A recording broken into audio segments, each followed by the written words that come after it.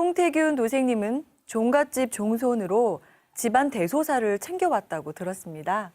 네, 한 문중에서 마지로만 이어져 온 큰 집을 종갓집이라고 하죠. 종가의 대를 이을 맞손자, 종손은 조상님들의 제사와 손님 접대 등 문중의 대소사를 책임지는데요. 부잣집 종손으로 태어난 송도생님 역시 어릴 때부터 제사를 주관하면서 종손의 역할을 다했습니다. 고등학교 3학년 되던 해 아버지가 병으로 세상을 떠나시면서 집안의 모든 대소사를 맡았는데요. 한창 활동할 나이인 20대와 30대를 종갓집에서 보내야 했습니다. 돌이켜보면 무엇을 했는지 떠오르는 것이 하나도 없을 정도로 시간만 속절없이 흘려보냈다고 하네요. 네, 종손이었던 덕분에 집안일을 책임져야 했던 건데요. 이후 직장에서 알게 된 분으로부터 상제님 진리를 만나게 됐다면서요? 네, 남들보다 늦은 나이에 경제활동을 시작한 송도생님은 개인 사업을 시작했는데요. 8년 전 사업부도로 가정도 살피지 못한 채 방황하던 중 원주로 이주했습니다.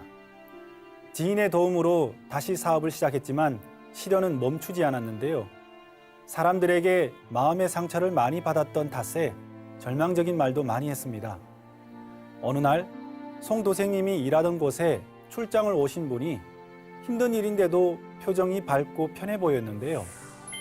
이전에도 문제가 있을 때마다 오던 분이었던지라 저분은 어떤 분일까 생각하던 참이었죠.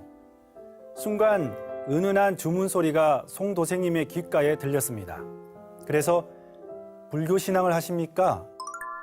증산도 진리를 합니다. 라는 문답을 주고받았는데요. 멈칫하는 송도생님에게 그분은 증산도는 조상을 잘 모시고 뿌리 찾는 공부를 합니다. 라고 대답했다고 합니다. 조상을 잘 모시는 진리라는 말에 종갓집 장손인 송도생님의 마음이 열린 거군요. 네, 맞습니다. 송도생님이 관심을 보이자 그분은 저와 같이 도장에 한번 가보시겠습니까? 사람들이 순환하는 자연의 이치를 모르기 때문에 상처를 주고받으며 살고 있는 것입니다. 라고 말했는데요.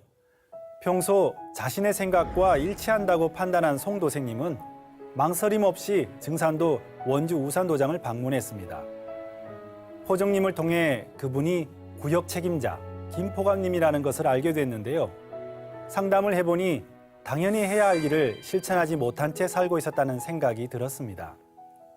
사람 일이나 자연의 이치가 같다는 것도 느낄 수 있었는데요. 돌고 돌아 이제야 상제님 진리를 만난 것이 아쉽기만 했다고 합니다. 태을주 정성 수행을 하면서 하는 일이 잘 될 것 같다는 막연한 희망도 생겼다고 하네요.